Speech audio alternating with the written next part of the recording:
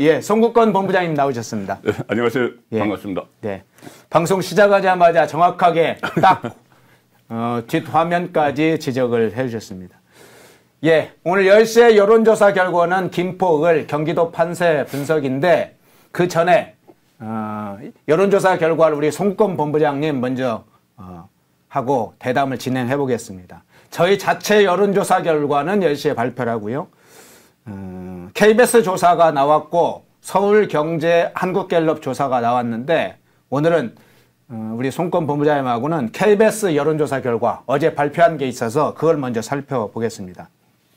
뭐 정당 지지도 또 각 지역별 조사가 나왔는데 우선 서울에서 KBS 여론조사 결과가 어떻게 나왔냐면 서울에서 국민의힘이 43, 민주당이 33, 그래서 국민의힘이 10포인트 이상, 10포인트 앞섰다 이런 결과가 나왔는데요. 최대 승부처가 수도권이라고 그러죠. 특히 수도 서울이 어떻게 나오느냐가 전체 판세에 미치는 영향이 절대적인데 국민의힘이 상당히 10%나 앞서는 결과가 나왔네요. 네, 상당히 고무적이죠. 말씀하신 대로 최대 승부처고 또 여기 이제 수도권 서울의 민심이 또 지방과 서로 뭐 교차를 하는 그런 상황이 많습니다. 서울에 이제 지역에 각 지역의 출신들이 많기 때문에 예. 그 10% 포인트 앞섰다는 것은 이 4년 전 선거를 보면은 서울의 전체 선거구가 49개인데 그때 7대 41로 졌거든요. 그렇죠. 7대 41, 그러니까 8대 41이죠. 8대 41로 졌는데 얼마 전에 한동훈 비대위 체제가 등장하기 전만 해도 그때 자체 국민의힘 시뮬레이션을 해보니까는 최소 6석밖에 못 얻을 수 있다. 이런 분석 결과까지 나왔어요. 서울에서. 작년 말 경우죠. 작년 말경 그게 나왔죠. 네네.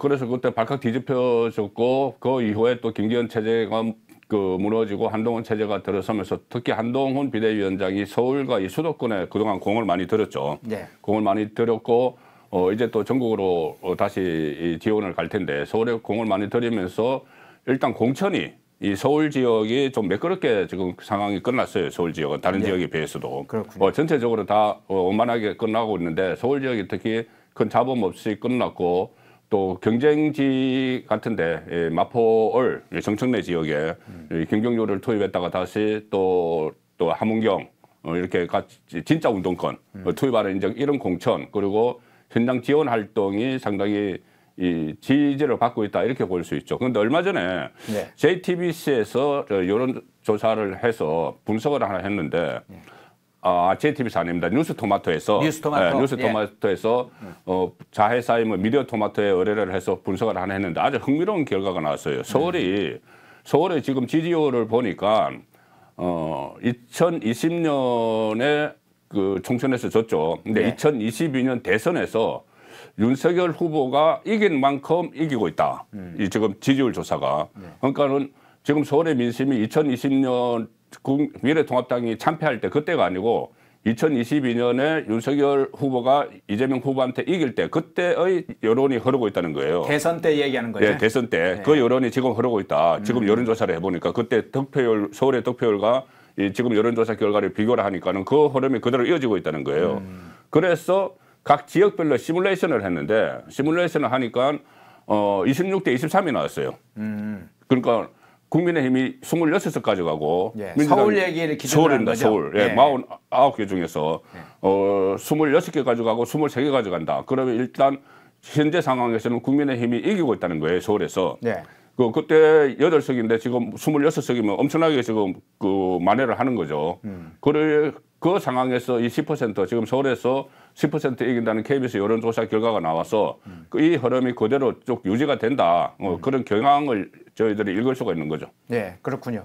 이 조사는 한국 리서치가 했는데요. 휴대폰 전화 면접 조사했고 샘플이 3,003명입니다. 1,000명 샘플이 아니라 3,000명이 넘는 샘플을 했어요. 그러니까 굉장히 많은 샘플을 했고 표본 오차율이 1.8%라고 합니다. 그러니까 굉장히 응답률도 높고 표본 오차가 적은 오차율에서 서울에서 10% 차이나 국민의힘이 앞서고 있다. 이런 결과가 나왔고요. 소개한 김에 간단하게 이제 정당 지도하고 정당 지지도하고 각 지역의 상황도 한번 살펴보겠는데요. 정당 지지도에서 국민의힘 39, 민주당 36, 인천 경기에서는 국민의힘 34, 민주당 39, 대전 충청 세종은 국민의힘 40, 민주당 33, 부울경 국민의힘 정확히 숫자가 지금 제가 기록을 못했는데요. 좀 빼고요. 대구 경북은 국민의힘 63, 민주당 17, 강원 제주 국민의힘 47, 민주당 32. 인천 경기 지역에서 거의 박빙승부 이후에는 거의 다 상당히 압도적으로 국민의힘이 지금 앞서고 있는 걸로 나오네요. 그렇습니다. 인천 경기도 일부 여론조사에서는 지금 국민의힘이 앞선다고 나오는데 일단 KBS 조사에서는 오차범위 안에 들어가 있어요. 예. 오차범위 안에 들어가 있는데 이것도 의미가 있는 게 자, 이것도 또 4년 전에 미래통합당이 참패할 때하고 비교를 해봐야 되죠. 예. 그때 참패할 때 인천에서 1대 11로 패배했고 미래통합당이 경기에서 7대 51로 패배했어요. 7대 51이면 지금 17개 강역시도 중에서 가장 그 선거구가 많은 데가 경기도입니다. 경기도에서 7대 51로 완패를 했습니다. 그때. 그렇죠. 서울보다 더 많이 완패를 했는데 서울이 8대 41이니까. 그런데 이 경기도는 이재명이 경기도지사를 했던 곳이죠. 네. 했던 곳이고 또 지금도 민주당 김동연이 도지사를 하고 있는 겁니다. 그런데 최근에 그 한동훈 비대위원장이 이제 메가시티 계획을 계속 발표를 했잖아요. 경기도 가서. 그런 것이 또 영향을 미쳤다고 보고 인천 같은 경우도 지금 뭐 어쨌거나 그 이재명이 인천 계양 어릴 지역구를 가지고 있죠. 가지고 있기 때문에 전반적인 이 환경은 민주당에 유리한 쪽이에요. 그 물론 인천시장은 유정복 국민의힘 시장이지만은 경기도지사가 김동연이고 이재명이 전직 경기도지사였고 또 인천의 지역구를 가지고 있기 때문에 환경은 민주당 쪽에 유리한데 이 정도 일단 오차범위 안에 들어갔다는 것은 이것도 역시 최근에 그 변화된 상황이 뭐냐 그 결국은 한동훈 체제 출범이죠. 한동훈 경기도 가서 여러 가지 또 공약들도 하고 그 현장 방문을 상당히 많이 했습니다. 경기도에서. 그리고 또 경기도 가서 계속 강조한 게 그거예요. 법인카드. 이재명의 법인카드. 그 법인카드가 결국 경기도 거잖아요. 네. 경기도민들이 세금 낸 것도 거기에 막 갔는데 그걸로 가지고 그 법인카드를 가지고 뭐 1,000만 원어치 과일 사고 뭐 일제 쌈프 사고 이런 이야기를 하면서 이제 그 한동훈 비대위원장이 계속 경기도에서 그 부분을 짚었거든요. 해명하라. 주관식이 어려우면 내가 객관식으로 내주겠다. 이렇게까지 해서 법인카드 이슈를 지금 올리고 있고 특히 법인카드는 경기도의 중심인 수원지검에서 지금 수사 중입니다. 수사 중이기 때문에 물론 이 수사 결과 발표나 아니면은 이 뭐 기소나 이런 것이 선거 전에는 오지는 않겠지만 지금 이게 계속 그 이슈로 만들고 있기 때문에 이 경기도 그리고 인천에서도 또 이재명 잡으러 갔잖아요. 그렇죠. 예, 원희룡 전 국토교통부 장관이 가서 또 바람을 일으키고 있기 때문에 이 지역도 충분히 역전이 가능하다. 그러면은 4년 전에 했던 그 7대 51의 그 참패, 1대 11 패배 그것은 좀 만회를 할 수 있을 것 같습니다. 역전까지도 가능한 상황이죠. 예. 서울 KBS의 서울 여론조사 결과를 중심으로 얘기했고 정당 지지도 그리고 각 지역별로 지금 지지율 판세를 잠깐 살펴봤는데요. 비례 투표는 어떻게 되는지 한번 좀 살펴보겠습니다. 어느 정당에 비례 투표를 할 때 어느 정당에 투표를 하겠느냐 그렇게 조사를 해봤어요. 국민의힘에서 추진하는 비례 정당에 투표하겠다 32%, 민주당이 추진하는 통합 비례 정당에 추진하겠다 23%, 조국신당 9%. 자, 국민의힘 비례 정당에 하고 민주당 어떤 비례 정당하고 격차가 9% 차이가 납니다. 그리고 조국신당이 또 9%네요. 자, 두 가지 재밌네요. 국민의힘하고 민주당의 비례 정당 투표에서도 9%가 상당히 격차가 나면서 또 하나 조국신당이 9% 나오는 약진하는 지금 결과가 나왔어요. 두 가지로 봐야 됩니다. 하나는 일단 그 국민의힘 비례정당과 민주당 비례정당만 비교를 하면은 9%포인트는 뭐 상당히 큰 차이입니다, 이게. 예. 그때 그 2020년에 정당 투표할 때 미래통합당의 그 위성정당이었죠. 비례정당이었죠. 그 미래한국당이 33% 후반대를 했고 예. 민주당의 위성정당인 더불어시민당이 33% 전반대를 했어요. 예. 그래서 19석, 17석을 가져갔는데 지금 이렇게 되면 9%포인트 차이 나면은 지금 이제 뭐 캡을 어떻게 세우느냐 벗기느냐 역시 다수 다르지만은 그때 기준으로 보면은 일단은 그만큼 19석, 20석 정도는 국민의힘이 가져갈 수 있다는 이야기가 되고 민주당은 그거보다 확 떨어질 텐데 자 그런데 문제가 지금 조국 신당입니다. 조국 뭐 혁신당 뭐 이렇게 또 이런 조국 자기들 혁신당으로 붙였는데 결정했다고 그러죠. 예, 조국 혁신당 붙였는데 이 조국 신당이 3월 3일 날 정식 출범을 해요. 아직 출범을 하지 않았는데 9% 포인트를 가져갔다. 이거 9% 조국 신당 9%와 민주당 23%를 합치면은 국민의힘과 똑같습니다. 33%가 똑같이 나와요. 자, 그래서 제가 말씀드린 대로 그때 33%씩 득표를 했거든요. 그런데 후반대에서 2석을 더 가져갔는데 미래통합당이 지금은 그 상황이라고 볼 수가 있습니다. 나중에 이 두 당이 합당을 할 가능성이 있어요. 조국신당과. 그럴 수 있죠. 그런데 이게 왜 조국신당이 이렇게 많이 9%나 갑자기 올라갔느냐. 이거는 지금 이재명 효과죠. 이재명의 공천 효과인가요? 예, 이재명이 공천을 막 하면서 특히 친문, 그러니까 친명 외에 전부 다 지금 그 공천 학살을 하고 있잖아요.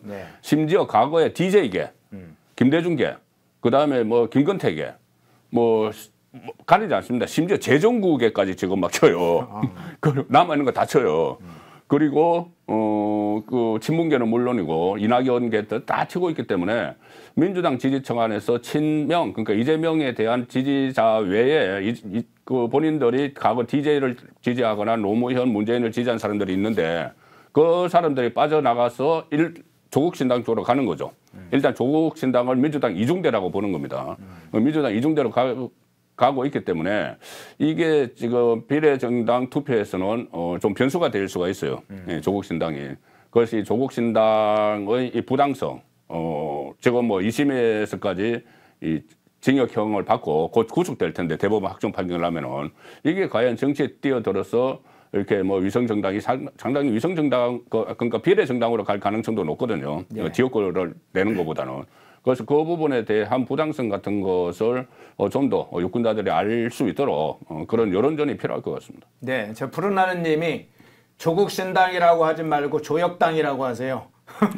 괜찮네요. 좋은 아이디어. 조국 혁신당, 네, 조국 혁신당인데 그걸 조국이라고 자꾸 불러주지 마라 이제 이런 의미겠죠. 조혁당. 아니, 좋은 아이디어인가요? 저도 이후에 혹시나 놓치지 않으면 조혁당이라고 이렇게 부르겠습니다. 저렇게 좋은 아이디어 주시면 제가 바로 수용하겠습니다.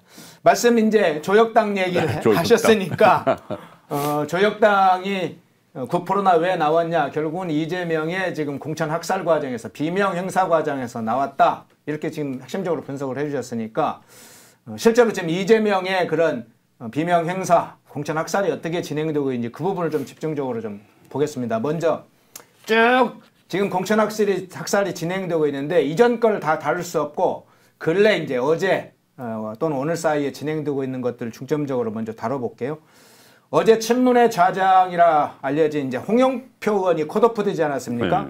그런데 전날에 그러니까 그제죠. 이명백 공관위원장이 전략 지역구라도 경선을 할 수 있다. 기동민 지역구를 빼고는 경선할 수 있다. 뭐 이런 얘기를 해서 홍영표 인천 부평을인가요? 예, 그 지역도 경선을 할 수 있는 것처럼 운을 뗐습니다. 그런데 하루 만에 뒤집어 버렸습니다. 그리고 안규백 전략공천위원장 발언도 논란이었죠. 기자들이 홍영표 의원은 왜 컷오프했느냐? 그러니까 당선 가능성이 없냐? 그러니까 당선 가능성이 있다. 근데 왜 했느냐? 말을 못해요. 왜 그러냐? 뭐 이유가 있겠죠. 그 이유는. 그리고 이 컷오프와 관련해서도 홍영표 의원한테 물론 사전에 아무런 이야기도 하지 않고 했다고 하는데 이 상황이 일단 지금 어떻게 보세요? 홍영표 친문의 좌장인데도 불구하고 이렇게 됐습니다. 친문의 뭐 상징적인 인물도 쳐냈고 임종석 쳐내고 있고 뭐 친문의 좌장으로 불리는 홍영표도 근데 처음에 이제 전략 공간위로 넘긴다 이렇게 했어요. 그 자체가 쏘였습니다. 전략 공간위를 넘기면은 그러니까는 민주당이 공간위가 두 개예요. 하나는 이명백이 하는 공천관리위원회가 있고 안규백이 하는 전략공천관리위원회가 있는데 전략공관위는 이제 사람들을 내리꽂는 그 역할을 하거든요.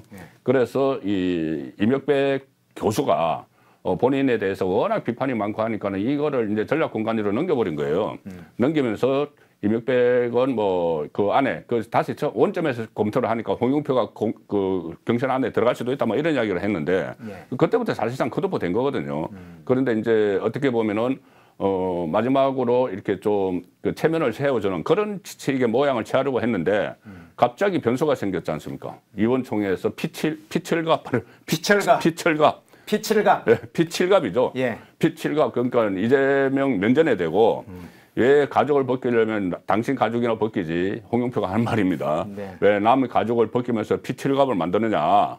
그래서 옆에서 홍영표가 좀 그 자제하십시오 하니까는 자제하면서 그다음에 또 욕설도 했어요. 했다고 해요. 그 상황까지 벌어졌기 때문에 당연히 이재명이 아마 지시를 했겠죠. 본인이 직접 지시를 했는지 아니면 그 옆에 또 이재명의 심기를 살피는 사람들이 있잖아요. 심기를 살피는 사람들이 이 안규백에게 해서 그 홍영표는 도저히 안 되겠다. 그 컷오프 시켜. 뭐 이렇게 됐겠죠. 그러니까 홍영표가 왜 컷오프 시켰는지 말을 못 하잖아요. 그거는 어째서 뭐 지시가 내려왔기 때문에 하는 것이지 그 친문의 자장 그리고 이게 홍영표를 치면은 그 반향이 일어날 텐데 그 반향을 본인이 감수하고 본인이 결정한 건 아니거든요. 그래서 이것은 이재명의 지침에 의해서 홍영표가 컷오프 되고 이렇게 되면은 앞으로 어쨌든 이 심기를 건들면은 이재명의 그 전에도 그랬지만은 이번 공천 과정에서 심기를 건들면은 더 빨리 컷오프 된다. 공천 학살을 당한다. 그걸 이제 상징적으로 보여준 일이죠. 네. 저 피칠갑에 대해서 물어봤네요. 피칠갑이 사투리인가요? 피칠갑이 뭔가요? 그러는데 피칠갑 한다는 말을 저희들이 계속 쓰기는 쓰는데. 예, 온몸에 피를 칠한 것처럼 피가 많이 묻어 있는 거라고 합니다. 피칠갑이라고도 하고 피철갑이라고도 그렇게 한다네요. 제가 검색을 해봤는데 이게 피철갑이라고도 하는군요. 저는 피칠갑만 알고 있었는데 질문해 주시니까 또 하나 배웠군요. 사진 한 장 볼까요? 이재명이 조롱하는 사진을 한번 볼까요? 사진 한번 띄워주시겠습니까? 저 사진에 한번 띄워서 제일 윗장 한번 보시죠. 자, 이재명 그리고 그 옆에 있는 이계호 친문계 의원들이 공천 반발에 대해서 뭐 비명계들이 공천 반발을 하고 있다 뭐 이런 얘기를 나누면서 낄낄거리면서 조롱합니다. 이계호 의원은 저 지금 사진 찍을 때만 해도 전략 공천을 받았어요. 단수 공천을 받았군요.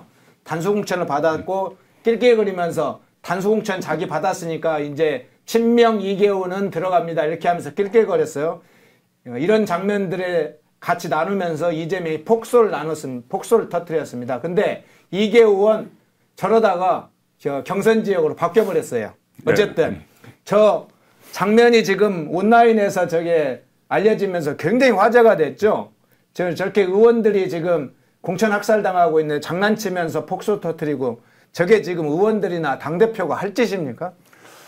그러니까요. 그 옆에 강선우 대변인도 보였는데 강선우 대변인도 단수공천 받았어요. 그러니까 단수공천 받은 사람들은 친명이다. 이렇게 언론에서 그렇게 합니다 하면서 자기들끼리 뭐 길길거린 거예요. 근데 이재명은 저 자리에서 저 공천 학살을 당해서 정말 피칠갑 이야기까지 오는 상황인데 그것이 이제 단수 공천 받은 사람들과 같이 저렇게 농담을 하면서 길길거리고 그리고 또 그 전에 또 하위 10% 20% 이때도 또 조롱을 했잖아요.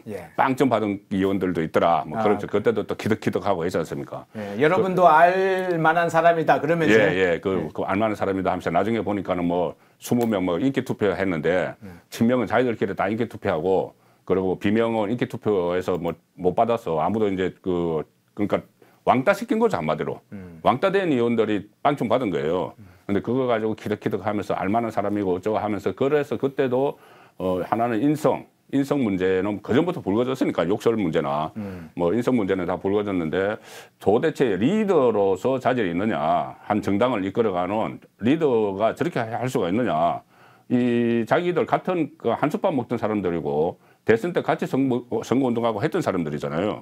비명이라도. 근데 그 사람들을 다 공천 학살을 해놓고 낄낄거리는 것은 뭐 인성은 인성 문제고 정치 지도자로서 자질이 있느냐 이 문제가 논란이 됐어요. 예. 그리고 이번에 저 장면도 마찬가지죠. 이계호는 지금 저 장면 이후에 또 이계호가 그쪽에 곡성 담양 지역인데 그 예비 후보들이 반발을 계속 하고 있었어요. 저 때도 예비 후보들이 반발을 하고 있는 상황입니다. 그런데 그 예비 후보들을 무시하고 조롱하는 거죠. 저렇게 되면은. 그런데 저 장면이 있고 나서 갑자기 바뀌었어요. 이게 3명 그 경선인가를 이렇게 갑자기 바꿔버렸어요. 저걸 또.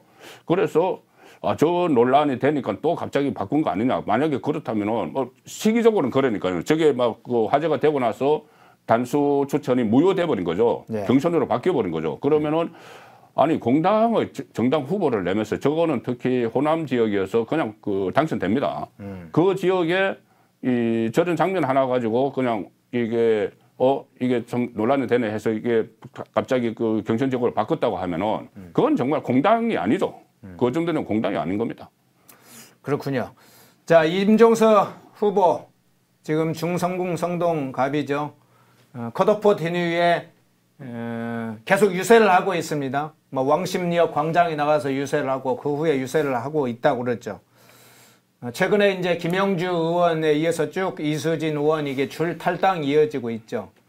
서른 의원, 뭐 홍영표 의원, 뭐 탈당도 하고 피칠갑 발언도 하고 계속 그러고 있습니다. 근데 이재명은 뭐 탈당은 자유다.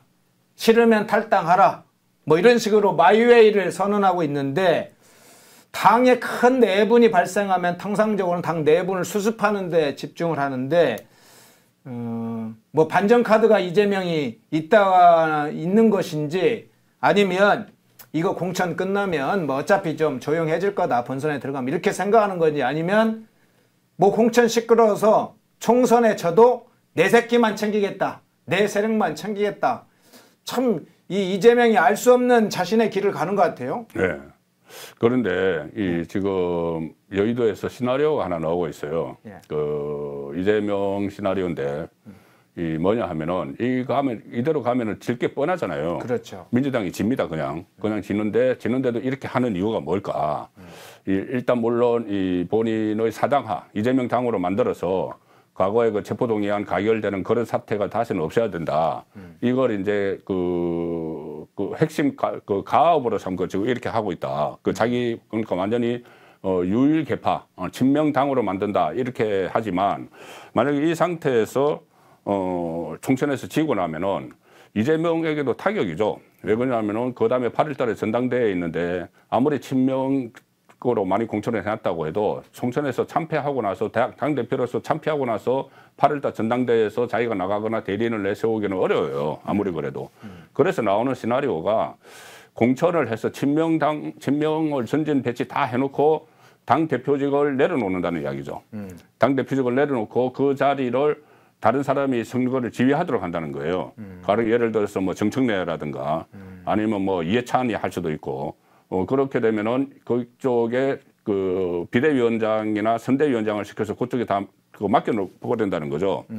그러고 나서 선거에 지고 본인은 개항을 해서 출마를 해서 그 전념을 하고 그리고 선거에 질 게 뻔한데 지고 나면은 자기는 책임론에서 자유로워진다는 거죠. 선거 지휘를 안 했기 때문에. 그러면 그 경우에 선거에 지고 나면 이제 그 임시 지도부는 무너지겠죠. 그러면 그때 이재명이 다시 복귀를 한다. 8월 전당대회에. 이 시나리오가 지금 돌고 있는 거예요. 그래서 이것도 전혀 불가능한 시나리오가 아니다. 그래서 이재명이 그냥 가진 않을 거다. 뭔가 꿍꿍이 속이 있다. 이렇게 하는 이유가 전체 큰 틀에서는 본인이 이 변방 콤플렉스 이야기가 나오고 있죠. 변방 운동권도 아니고 그 주류 세력이 아니지 않습니까? 민주당에서. 일종의 뭐 바지 사장으로 들어가서 대주주들을 몰아내는 그 상황인데 큰 목적은 그거지만은 그렇다면은 그걸 달성하기 위해서 그냥 다 쳐내기만 하고 홀로 남아서 나중에 총선에서 지면은 그게 자기의 목적을 달성하기가 어려운 거니까 당권을 다시 잡기가 어려운 거니까 뭔가 디테일한 그 꼼수가 있을 거다. 그 꼼수 중에 하나가 조금 전에 말씀드린 그런 시나리오도 나오고 있는 거죠. 그렇죠. 공천을 마무리하고 이선 퇴진도 시나리오 중에 하나가 나올 수 있다.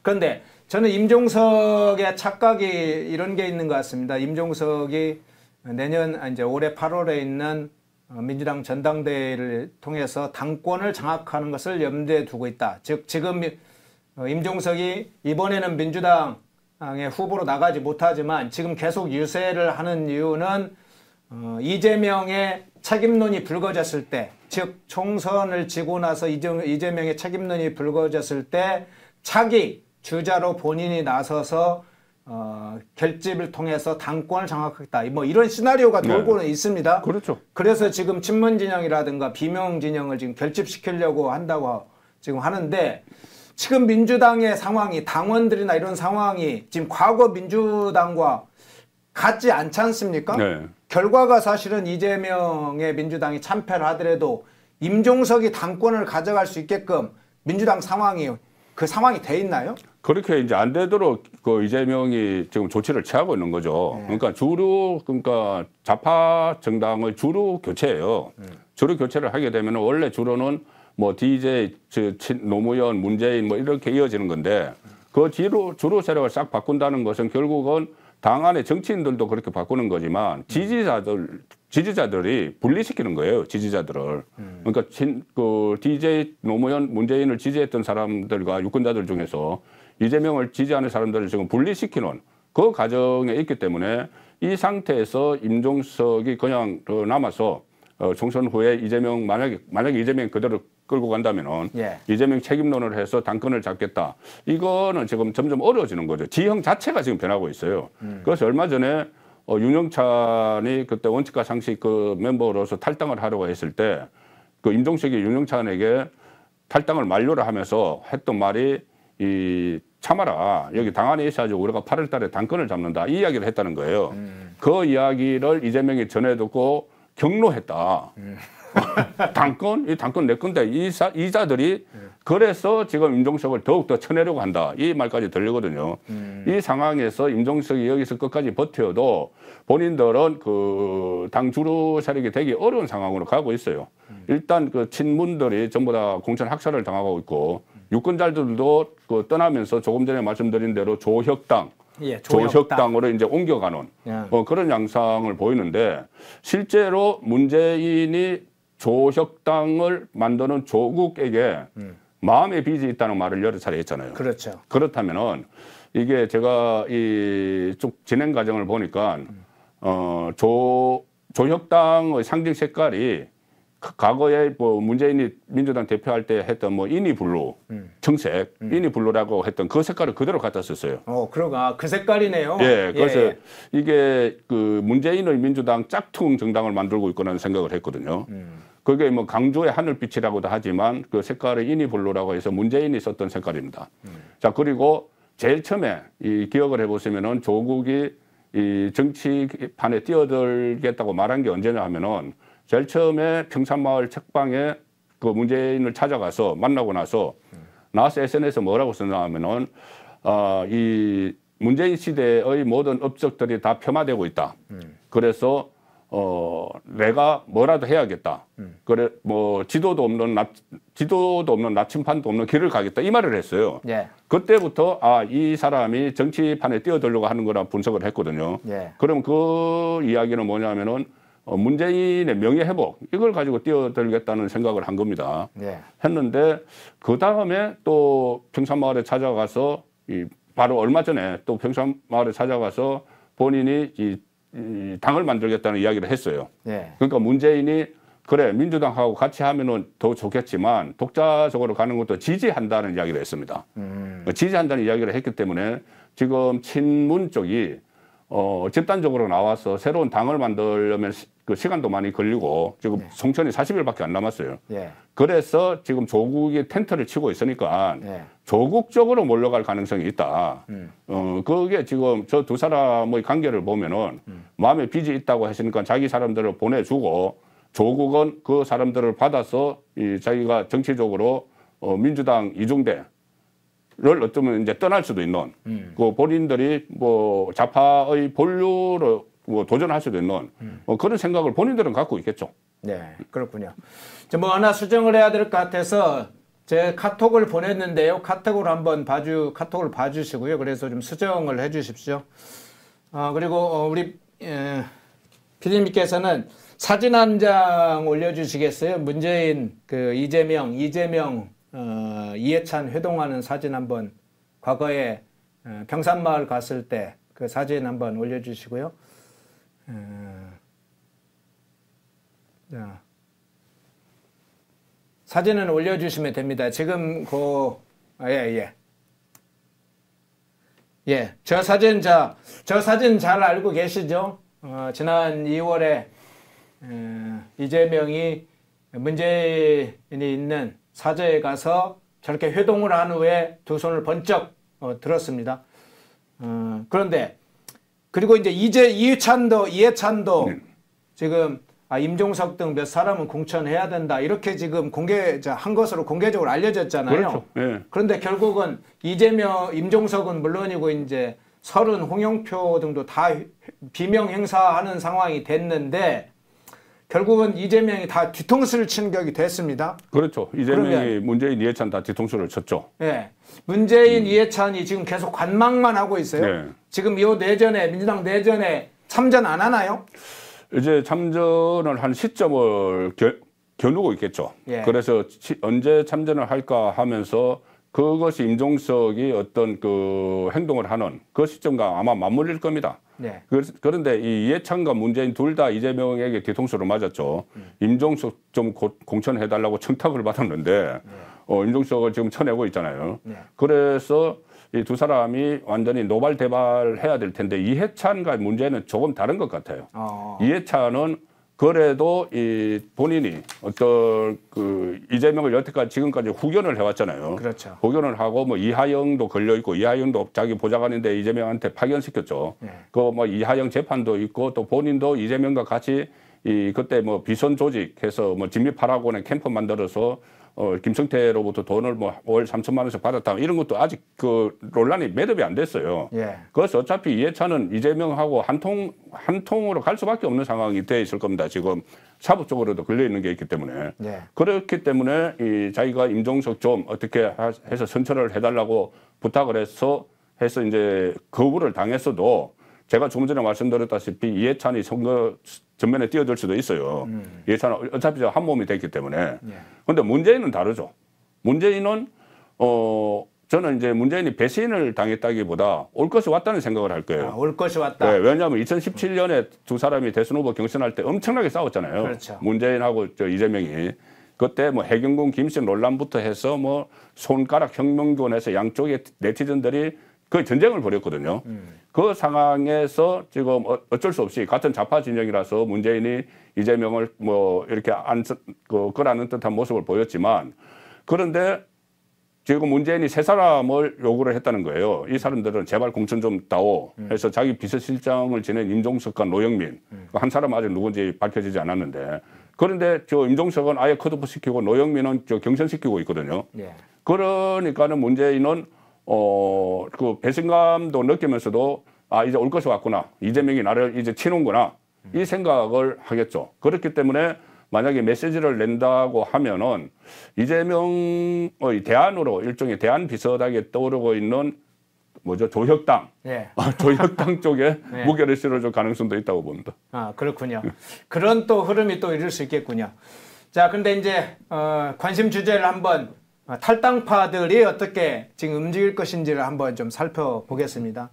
탈당파들 지금 나가 있는 이제 여러 의원들이 지금 있죠. 다만 이제 아직 선택을 하지 못하고 일부는 새로운 미래로 가고 있고 지금 설원 의원처럼 탈당을 했지만 구체적으로 어떻게 자기의 정치적 행보를 할지 정치적 선택지를 어디로 할지 이건 아직 밝히지 않은 사람들이 있습니다. 그런데 리틀 민주당이 생기느냐 이게 관심사인데요. 리틀 민주당 또 하나의 민주당 심리적 분당에서 실질적 분당으로 가느냐 새로운 미래를 넘어선 실질적으로 분당의 형태의 민주당 또 하나의 민주당이 생기느냐 이게 이제 저는 관심 포인트가 하나라고 보는데 지금 탈당 선언한 설은하고 홍영표 의원이 무소속 연대인 민주연대를 결성한다고 했습니다. 일단 현역 의원 10명 정도 탈당하는 의원들 10명 정도를 모으겠다는 구상을 밝혔는데 탈당하는 민주당 의원들 이곳으로 모일 가능성이 좀 있습니까? 아니 그러니까 이제 지역구 사정에 따라서 다 다를 거예요. 예. 자기 지역구 사정에 따라서 지금 이낙연도 텐트를 쳐놨죠. 이낙연 당에 뭐 가는 사람들도 있을 거고, 특히 이낙연이 이 강주에 출마한다고 선언을 했습니다. 그렇죠. 그러면 이제 호남에서 탈당을 하는 사람들이 이낙연 당에 갈 수도 있는데, 이 조국도 지금 강주에서 뿌리를 내리려고 해요. 그래서 뭐 강주의 한올, 뭐 이래서 뭐 파란 색깔 또 그 뭐 인이 촛불로라고도 하지만은 그 색깔도 했는데 한데다가 저번에 강주에 가서 정말 어처구니 없는 비유까지 막 했잖아요. 강주 5.18을 본인들의 가족 범죄 혐의와 연결시키는 그런 말을 하고, 또 이 강주에서 상당히 집중을 하고 있습니다. 그러면은 이 호남 쪽에서 또 조국당 쪽으로, 친문의 호남 쪽에서는 조국당 쪽으로도 갈 수 있고, 또 지금 말씀하신 대로 독자 세력을 지금 만든다는 움직임도 있어요. 민주연대라는 것은 일단 독자 세력을 만들자. 예. 이게 왜 연대라고 붙이냐면은 당을 만들기에는 지금 시간이 부족해요. 그렇죠. 이 전국 뭐 시도당도 만들어야 되고 뭐 5개 이상 1,000명 이상 뭐 그 당원도 모아야 되고 하니까. 그래서 연대라는 것은 정당 형태는 아니지만은 그 선거 때마다 무소속 연대 이런 게 많이 나왔거든요. 예. 그런데 이 일종의 뭐 친문 연대든지 뭐 이렇게 사람을 내세워야 되겠죠. 그냥 자기들이 비명 연대는 할 수 없잖아요. 그러니까는 친문 연대를 하든지 할 텐데, 이게 그때 19대 총선 때 친박 연대, 예. 서청원의 친박 연대, 친박 무소속 연대, 친박 연대는 그때 정당 형태였어요. 친박 무소속 연대 김무성이 했던 그쪽에 양쪽이 한 열 몇 석씩 다 가져갔거든요. 예. 이제 그런 형태로 발전할 건지, 이거는 아직 그 여러 가지 이제 다른 때와 달리 이재명이 워낙 많은 피철갑을 했기 때문에 이 나와서 갈 때가 있어요. 이 사람들은. 뭐 이낙연도 있고 조국도 있고 아니면 자기들끼리 만드는 것도 있는데, 이게 어떻게 하나로 정리가 될지 아니면 또 뿔뿔이 흩어질지, 이거는 좀 더 이제 지켜봐야 되는데, 문재인이 어떤 그 메시지를 내는가 이런 데 대해서 또 변수가 있을 것 같습니다. 변수가 있다. 네. 문재인의 어떤 입이 어떻게 열리냐에 따라서 변수가 생긴다. 근데 지금 구상으로는 서른과 홍영표 의원이 만든다는 이제 무소속 연대, 민주연대가 결성이 되면 이낙연의 새로운 미래와 연합을 한다. 뭐 이런. 네. 이낙연이 이야기했어요. 예, 연합을 하겠다. 이런 게 이제 상호간에는 교감이 좀 있는 것 같아요. 예, 그렇죠. 이낙연이 만약 민주연대 만들면 자기 당 대표직도 내려놓을 수 있다는 이야기까지 했죠. 예, 그렇게 되면 실제로 10명 이게 결속이 가능할지는 향후 봐야 되겠습니다만 10명 정도 탈당 의원들이 여기에 참여를 한다면 일단 기호 3번은 확보가 가능한 거죠. 그렇죠.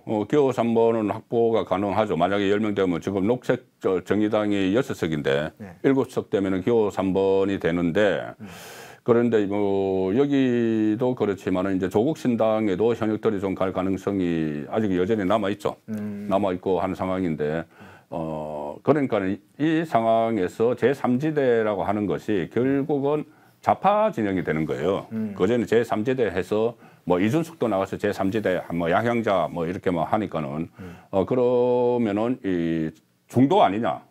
제3지대는 곧 중도 그 개파를 이념적으로 중도를 상징하는 것처럼 돼 있었거든요. 네. 그 이쪽도 아니고 저쪽도 아니고. 근데 지금은 이렇게 되면 제3지대는 민주당에서 빠져나오는 사람들까지 3지대로 가게 되면은 이것은 준좌파 진영이 되는 거죠. 좌파 진영. 그 중에서도 또 조국신당 같은 경우는 극좌파로 분류가 되는. 그래서 선거 지형이 처음에 예상했던 것보다는 좀 상당히 변하고 있는 지금 시점입니다. 그러니까 의도치 않게 양자 구도가 뭐 제3당이 생기냐 정도로 봤는데 민주당이 이렇게 계속 쪼개지는군요. 그렇죠. 네? 쪼개져서 도마질을 하는군요. 예, 이게 나중에 이제 다시 민주당에서 이탈한 세력이 하나로 합칠지 아직 그러니까 이낙연은 뭐 민주연대라고 하는 쪽과 같이 합칠 수 있다고 이야기했지만 조국하고는 또 못한다는 분위기도 있거든요. 그러니까는 이게 좌파 진영이 선거에서 몇 개로 쪼개져서 나올 거예요. 그러면 결과적으로는 국민의힘이 수도권에서 상당히 유리하죠. 유리하기 때문에 그러니까 이 표가 이제 갈라지니까는 진보 좌파 표는 갈라지기 때문에 유리하지만, 그런데 한쪽으로는 또 과연 이게 이 상태로 본인들이 지는 게 뻔한데 이 상태로 그냥 갈라질까? 나중에 또 극적인 나중에 뭔가 또 생기지 않을까? 그런 소리들도 나오고 있어요. 예. 지금 이제 그 부분을 한두 가지 더 여쭤볼게요. 그러면요. 이게 이제 지금 탈당파들이 만일 지금 이제 서른 의원의 경우에는 동교동계의 막내라고 불리죠. DJ계. 홍영표는 친문계의 자장. 이게 어떻게 움직였는지. 그리고 아직은 당에 잔류하겠다는 의사를 갖고 있는 것으로 알려진 임종석 있고요. 또 밖에 지금 공천이 다 끝나지 않았기 때문에 이후 움직일 여러 의원들이 지금 있는데 뭐 윤영찬도 나올 수 있고 송갑석도 나올 수 있고 수많은 의원들이 있는데 실제로 만일 그런 10여 명 정도의 민주당 의원들이 탈당을 해서 하나의 조직으로 무소속 형태로 묶여지고 새로운 미래와 연합해지면 새로운 미래에도 지금 김종민 의원도 있습니다. 뭐 이런 의원들이 엮여들면 과거에 이제 흔히 말로 꼬마 민주당, 리틀 민주당 이런 게 이제 사실은 조그맣게 생기는 건데 이 비명 민주당이 되겠죠. 그런데 그렇게 된다면 임종석이 어떻게 하느냐는 행보도 중요하고 여러 가지일 텐데 정치적 구심 역할을 할 만한 인물은 있습니까? 지금 현재로서는 그 구심적 역할을 할 만한 인물이 지금 만약에 임종석이 나오면은 임종석 정도가 구심적인 역할을 하지. 별 사람이 없어요. 뭐 김경수 아직 복권 안 됐고. 지금 영국 가 있죠? 예. 거기도 어차피 지금 정치판에 지금 당장은 떠난 상황이고. 그러니까는 총선 후에는 다시 그 약간 진보 좌파 진영의 지형이 다시 변화될 겁니다. 근데 총선 전에는 이 사람들을 하나 모아가지고 과거 꼬마 민주당은 사실은 뭐 이기택도 가 있었고 그쪽에 이제 우파 진영에서도 같이 가서 했었어요. 그때. 이기택이란 그래도 좀 걸출한 인물이 그렇죠. 있었던 거죠. 그러니까 이기택 나중에 이제 DJ하고 공동 대표까지 했습니다. 그런데 그 KT라는 그 이기택 KT라고 보통 그때 우리가 불렀죠. 그런 인물이 있었지만 지금은 그러니까는 인물이라는 게 자기 대권 주자거든요. 자기 대권 주자로 꼽힐 만한 인물이 지금 그 야권의 좌파 진영에 실제로 이 여론조사 같은 거를 해봐도 민주당 그러니까 좌파 진영에서 자기 대권 주자로 여론조사 대상에 들어가는 사람이 굉장히 한정적이에요. 뭐 김동연 정도. 뭐 그런데 김동연 경기지사니까 할 수 없는 것이고. 그래서 이 상황에서는 구심점이 없기 때문에 아마 한다면은 이 문재인이 뭐 뒤에서 이렇게 문재인이 전면에 나서기는 어렵잖아요. 근데 혹시 모릅니다. 문재인이 또 하산해서 내려올지도. 하산해서 내려올지도 모르지만 현재로서는 임종석 외에는 구심점이 없는데 임종석은 지금 아직 그 잔류하겠다고 홍익표가 계속 주장을 하고 있죠. 홍익표가 잔류하겠다고 하지만은 아직 모르는 일입니다. 실제로 지금 그 지역에 전혀 그 공천받은 인물이 전현이죠. 지금 아직 활동을 하지 않고 있는데 활동을 하기 시작을 하면 본인이 그 당에서 나올 수도 있는 그 가능성은 충분히 남아 있어요. 그러면 이제 구심점 역할을 할 수도 있겠죠. 그렇게 이제 어떻게 누가 움직여 특히 임종석의 움직임 여부가 조금 그런 정치적 구심체 역할을 좀 미친다고 보는군요. 오늘 새로운 미래 이낙연 공동대표가 광주에 출마를 선언한다고 합니다. 출사표를 던진다고 하는데 광주 서구을로 나가겠다 뭐 이렇게 알려져 있어요. 근데 광주 서구을은 민주당은 지금 경선 지역입니다. 친명에는 양부남 검사장 출신인가요? 나가 있는 걸로 알고 있는데 지금 현역 의원은 양양자 의원이죠. 광주 서구을. 그런데 이곳에 이낙연이 갈 경우에 특히 광주 전남과는 좀 광주하고 전남은 또 여론이 약간 다르다고 그래요. 훨씬 더 광주가 더 좀 극성 지지층 민주당 지지층이 전남보다는 좀 더 많다고 그러는데 이 광주 지역에서 또는 전남 포괄적으로 전남 지역에서 좀 변동성이 있을까? 이낙연이 내려간다고 변동성이 있을까? 이 부분에 대해서 기대를 하는 사람도 있고 과거 안철수 사례를 보면서 또 지금의 어떤 추이를 볼 때 이낙연의 파워로는 별 가능성이 없다. 이렇게 보는데 없다. 근데 어쨌든 출마를 했다. 그러면 좀 어떤 흐름이 있을 거 또 어떤 파장이 있을 거로 보세요? 이낙연 혼자로는 어렵겠죠. 이낙연이 물론 뭐 전남지사도 했고 또 그 영광 한평에서 국회의원도 했고 그 해서 그 호남을 대표하는 상징적인 그 인물이었기는 했지만 근데 지난 대선 후보 경선에서 패배한 이후에는 오히려 그쪽에서 이낙연의 존재감이 상당히 허려졌다고 해요. 네. 그리고 특히 일부에서는 이낙연 쪽에서 대장동 사건을 이슈로 만들어서 정권을 놓친 것 아니냐 이런 이야기까지 지금 한다고 합니다. 실제로 뭐 그런 측면도 있죠. 사실은 대장동 이슈가 대선판을 덮어버렸는데 그것을 처음에 촉발시킨 인물이 이낙연 캠퍼였죠. 대선 후보 경선할 때. 그래서 그런 것 때문에 호남에서 이낙연에 대한 인식이 그렇게 썩 좋은 것은 아니다. 그래서 그전에 뭐 출마를 호남에 하느냐 안 하느냐 이건 놓고도 고민을 많이 했었죠, 이낙연이.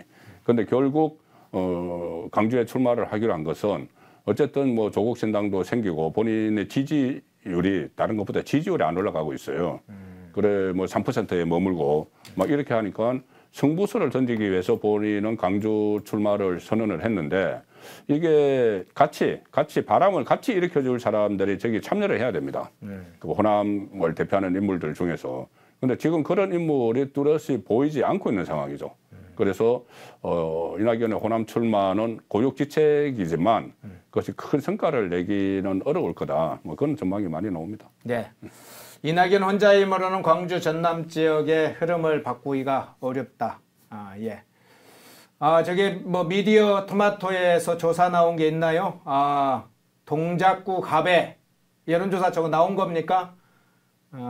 지금 제가 확인은 안 되는데 일단 댓글에 나와 있으니까 읽어볼게요. 미디어 토마토 504명 조사 동작구 갑 민주당 김병기 39.6 국민의힘 장진영 45.5 예, 약 몇 프로 앞서나요? 약 6% 조금 안 되네요. 5점 지금 9%입니까? 예. 거의 6% 가까이 지금 앞서는 걸로 지금 나왔네요. 네. 이렇게 좋은 댓글 달아주시면 제가 중간중간 보는 대로 좀 말씀드리겠습니다. 예. 한동훈 위원장 좀 이야기를 한 두세 가지 해볼게요. 지난번 중앙선관위 문제를 저격을 했는데 사전투표관 관리 이걸 본투표처럼 사전투표도 직인을 직접 사전투표관이 날인해야 된다. 왜 본투표는 안 하냐? 사전투표는 인쇄한 거나 서버에 있던 거 그걸로 가름하면 되느냐? 이거 부정선거 문제 소지가 있기 때문에 안 된다. 이런 거 중앙선관위 저격을 했어요. 그런데 이제 어제는 MBC 문제를 저격을 했습니다. MBC 한번 사진 한번 보여주시겠습니까? 저 사진은 MBC가 지금 미세먼지 관련 농도 문제와 관련해서 날씨를 뭐 방송하는 날씨였는데 지금 저 파란색 1번 저 뭘 생각하게 합니까? 그 한동훈 위원장이 지금 선거 방송하는 거냐? 이래서 강하게 이제 MBC에 대해서 저격을 했고요. 저건 선을 넘은 것이다. MBC 안 된다. 뭐 이런 걸 했고 국민의힘에서는 방심위에 지금 제소를 했는데 이 문제 먼저 다뤄보겠습니다. 지금 MBC의 편파 방송이 상당히 노골적인 것 같아요. 예. 저거는 지금 다 이제 뭐 화제가 돼서 내용을 알고 계실 텐데 MBC가 저것뿐이 아니고 그 전에도 이 파란색 가지고 장난을 많이 쳤죠. 예, 그때 그 오세훈 시장과 부산시장 박형준 부산시장이 당선됐을 때도 뭐 파란 색깔로 해가지고 날씨를 하면서 그때도 뭐 속상하지만 괜찮아. 이거 노골적이거든요. 그래서 나중에 자기들도 뭐 그 자막을 바꾸고 했습니다. 자기들도 인정을 한 거죠. 그런 식의 이 편파 방송인데 지금까지 지금 한동훈 비대위원장이 이렇게 세게 이야기한 것을 두고 일부에서 그 야당 패널들은 좌파 패널들은 그런 것까지 이렇게 일일이 해서 그 비대위원장이 문제를 삼느냐고 하지만 문제를 삼아야 될 필요가 있어요. 이거에 그냥 지나가면은 계속 장난칩니다. 총선 지금 40일 남았는데 그 전에 대선 직전에도 이 좌파 방송 매체들이 그 가짜 뉴스 막 붙들었잖아요. 그렇죠. 그 뭐 몸통, 그 대장동 몸통 해서 뭐 윤석열 후보 뭐 커피 뭐 이런 이야기 조우영 씨 관련돼서 커피 타주고 사건이 없던 걸로 됐다. 가짜 뉴스를 한 3일 전에 대대적으로 붙들었어요. 그리고 그러면 이제 반론을 할 기회가 없죠. 선거가 끝나버리니까는. 이렇게 MBC가 이런 것을 하는 것은 일종의 맛보기입니다. 맛보기. 이 맛보기인데 여기에 단호하게 대처하지 않으면은 선거 직전에 더 큰 거를 괴담이나 이런 것을 아니면 선동하는 뭐 MBC에서 어떤 뭐 가짜 뉴스를 의도적으로 뭐 하지는 못하겠죠. 못하겠지만은 충분히 이 여론을 왜곡할 수 있는 저런 장면들을 내보내고 할 수가 있기 때문에 지금 한동훈 비대위원장이 저는 적절하게 대처를 하고 있다고 봅니다. 그리고 저거 또 지금 방심위에 뭐 제소를 하기로 했기 때문에 이 문제는 계속 이슈를 삼아서 저는 유사한 행태가 나오지 않도록 하는 게 지금은 중요한 거죠. 네, 그렇군요. MBC 방송이 노골적으로 하죠. 지난번에는 김건희 여사 파우치 문제와 관련해서 MBC가 집중적으로 보도를 했죠.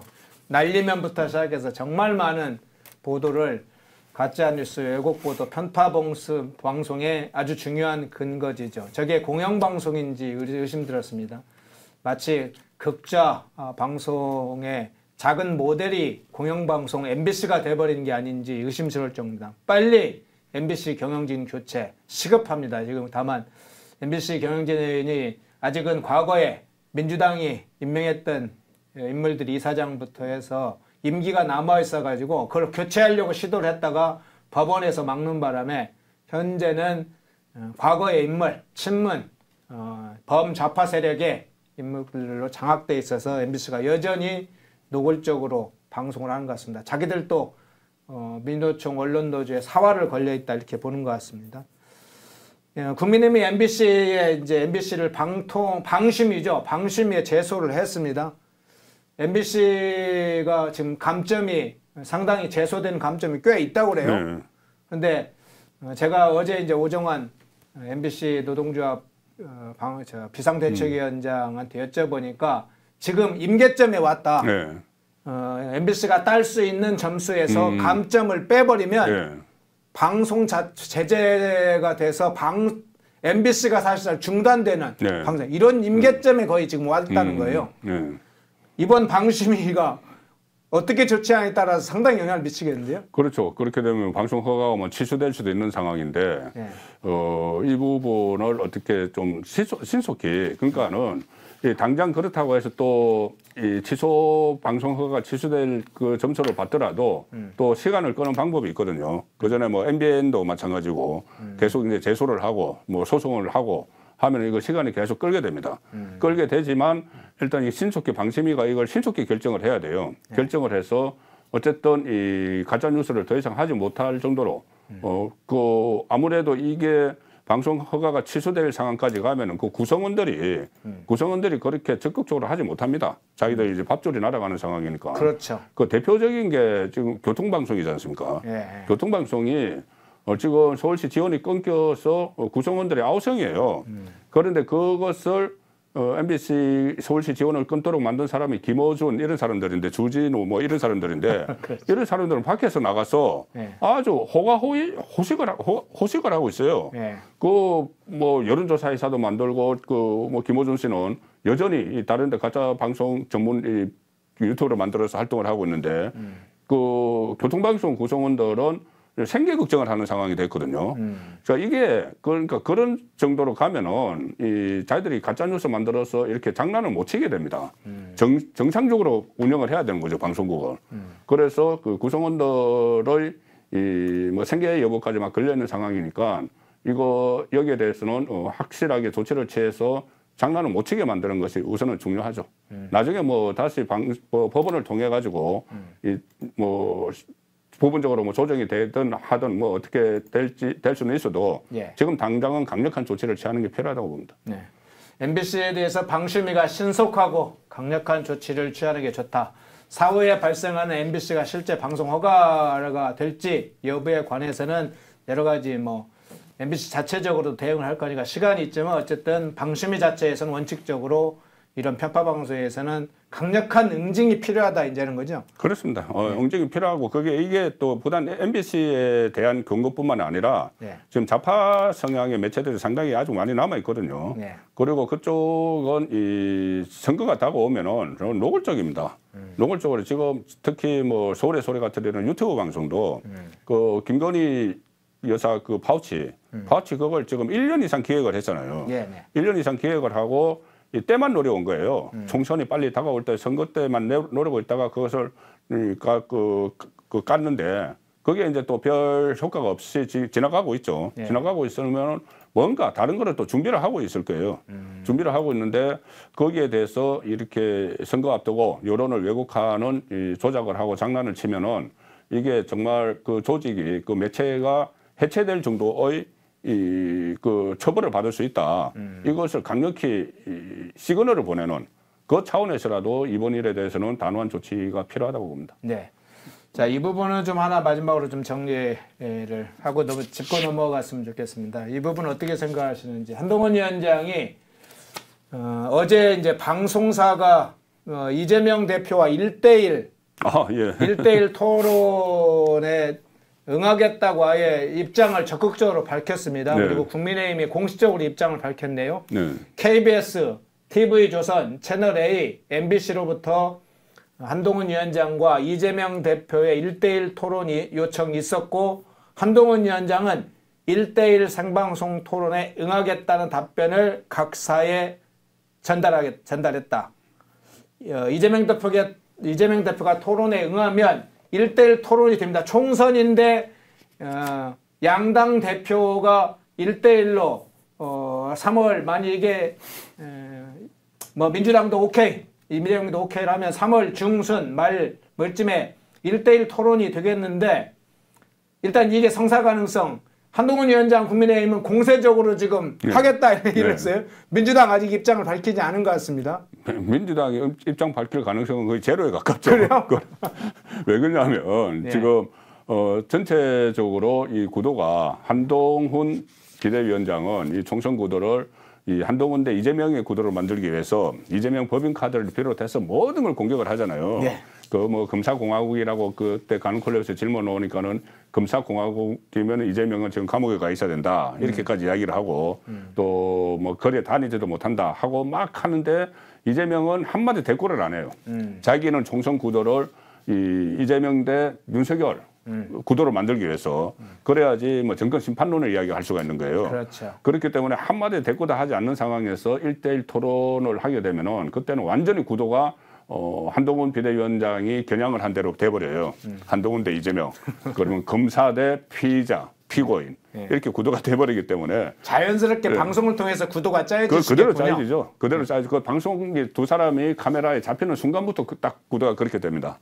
그래서 민주당에서는 절대 하지 않을 텐데 계속 이제 하자고 이야기를 해야죠. 하자고 이야기를 하고 뭐가 겁나서 피하느냐.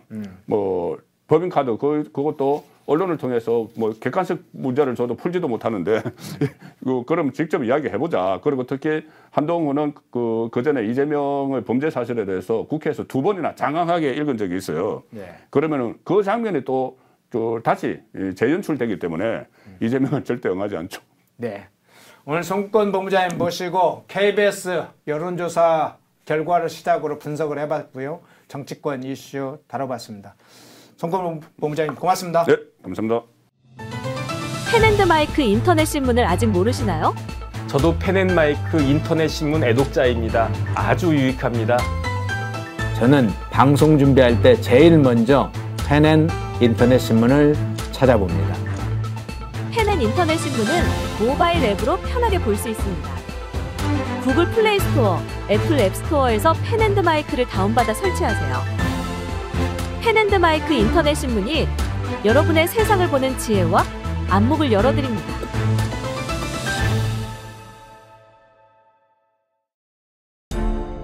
모두가 숨죽이고 침묵하던 시절 펜앤마이크는 앞장서 자유와 민주를 외쳤습니다. 자유파 정권 탄생을 위해 싸웠습니다. 2024년에도 펜앤마이크는 쉼없이 달려갑니다. 2024 총선 자유파 승리를 위해 노력하겠습니다. 자유민주주의 체제수호의 선봉이 되겠습니다. 왜곡된 대한민국 역사를 바로 세우겠습니다. 2024년에도 펜앤마이크를 응원해 주십시오.